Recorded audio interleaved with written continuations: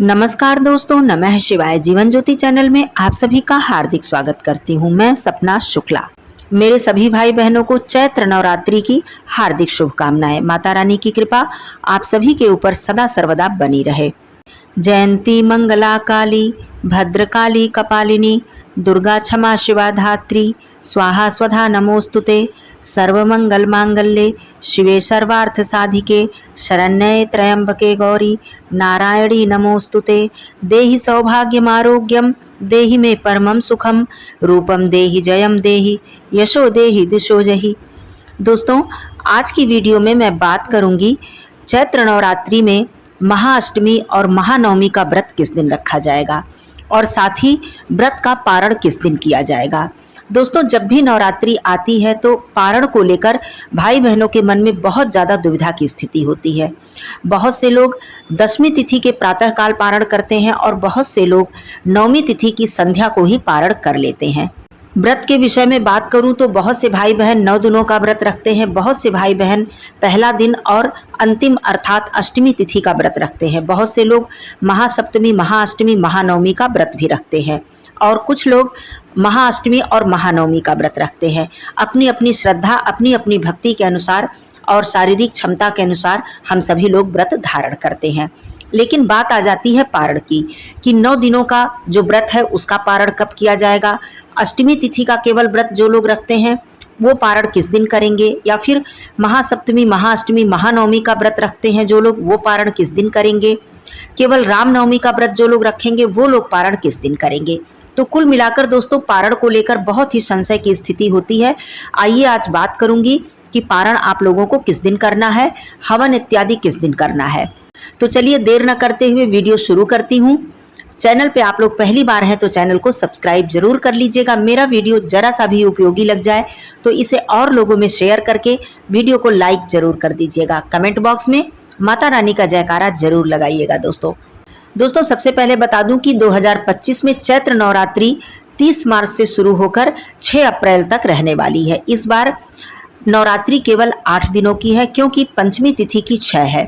पंचमी तिथि की हानि होने के कारण नवरात्रि 8 दिनों की है।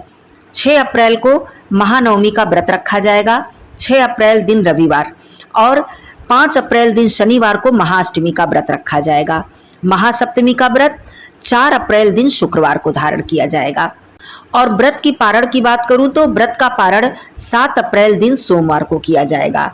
अब यहाँ पर मैं स्पष्ट रूप से बता दूं कि जो भी मेरे भाई बहन 9 दिनों का व्रत रखेंगे उन लोगों के लिए उचित यही है कि वो 7 अप्रैल को सुबह प्रातःकाल सूर्योदय के बाद व्रत का पारण करें, अर्थात दशमी तिथि प्रारंभ होने के बाद नवरात्रि व्रत का पारण करना चाहिए मेरे अनुसार। लेकिन बहुत से भाई बहन नवरात्रि की संध्या को अर्थात नवमी की संध्या को पारण कर लेते हैं। तो यदि आपके यहाँ ऐसा नियम है और आप ऐसा करते आए हैं तो आप लोग 6 अप्रैल दिन रविवार को संध्या के समय पारण कर सकते हैं, लेकिन हम लोग हमेशा ही दशमी तिथि की प्रातःकाल ही पारण करते हैं। तो आप लोग पारण इस तरह से कर सकते हैं। दूसरी बात, सप्तमी, अष्टमी, नवमी व्रत रखने वाले भाई बहन भी सोमवार 7 अप्रैल को ही पारण करें तो ये ज़्यादा उत्तम होगा। केवल अष्टमी का व्रत रखने वाले जो लोग हैं, जो भी भाई बहन केवल महाअष्टमी का व्रत रखेंगे वो लोग महानवमी के दिन पारण कर सकते हैं, अर्थात हवन, कन्या पूजन, समापन मतलब नवरात्रि का समापन करने के बाद वो संध्या के समय पारण कर सकते हैं, क्योंकि वो लोग केवल महाअष्टमी का व्रत रखेंगे। लेकिन अष्टमी नवमी दोनों व्रत जो लोग रखेंगे वो लोग दशमी को पारण करें। तो स्पष्ट रूप से मैंने बता दिया कि आप लोग दशमी की प्रातःकाल सूर्योदय के बाद पारण करें तो ये ज़्यादा उत्तम होगा। 6 अप्रैल दिन रविवार महानवमी का व्रत है। इसे रामनवमी भी कहा जाता है क्योंकि यह चैत्र नवरात्रि है। इसी दिन हवन भी किया जाएगा। जहाँ तक कन्या पूजन की बात है दोस्तों, बहुत से लोगों के घर में महाअष्टमी तिथि पर भी कन्या पूजन किया जाता है। यदि आपके घर में ऐसा नियम है तो माँ महागौरी का दिन है यह महाअष्टमी, इस दिन आप लोग कन्या पूजन कर सकते हैं। और महाअष्टमी जो कि माता महागौरी जी को समर्पित है, इस दिन बहुत से घरों में पूजा चढ़ाई जाती है, मंदिर में जाकर या फिर अपने घर में ही, मतलब उनकी जो घर की परंपरा होती है उस अनुसार महाअष्टमी पर पूजा चढ़ाई जाती है। तो यह नियम आपके घर है तो आप लोग इसे जरूर कीजिएगा। महाअष्टमी 5 अप्रैल दिन शनिवार को है। तो इस तरह से 8 दिनों की नवरात्रि पड़ने के कारण 6 अप्रैल को ही महानवमी का व्रत धारण किया जाएगा और इसी दिन नवरात्रि का समापन होगा। कहने का मतलब इसी दिन हवन और कन्या पूजन भी किया जाएगा। अब बात आती है महानवमी पर, जब हम कन्या पूजन कर लेते हैं, जैसे कि माँ सिद्धिदात्री जी का दिन है, यह माँ सिद्धिदात्री जी को यह समर्पित है और कन्या पूजन में हम हलवा, पूड़ी, चना इत्यादि का भोग लगाते हैं। कन्या को बुलाकर अपने घर में उन्हें आमंत्रित करके उन्हें भोजन कराते हैं माता रानी का स्वरूप मानकर। तो उस प्रसाद को हमें रख देना चाहिए जो लोग दशमी को पारण करेंगे। बहुत से लोग उस प्रसाद को संध्या के समय ग्रहण करके पारण करते हैं।